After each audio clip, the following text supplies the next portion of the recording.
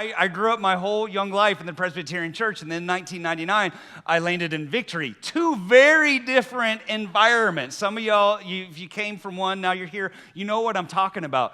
And so I've been through kind of like this whole progression. There's a guy named Tim Hawkins who has a fantastic comedy bit on this, but talks about the progression of worship. And so from rookie to expert, and some of y'all have been this, where you come from just being stiff to then the hands go in the pockets and you start the elbow flap, just kind of keeping beat. I can do that. I can do that all day long. And you really know is when you're moving from intermediate to pro is when you go Mufasa.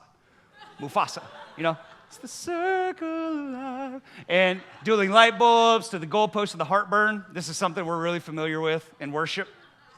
Goalpost, heartburn.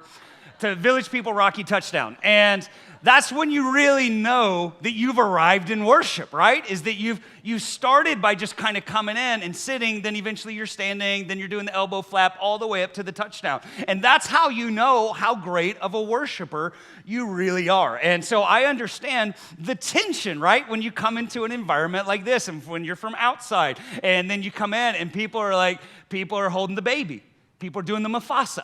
And you're like, what's happening? Why are people doing that? And people are crying, and you're like, are you sad? Like, what happened in your life? People are kneeling, and you're like, that's not even on that chart. Did you lose something? Like, can I help you?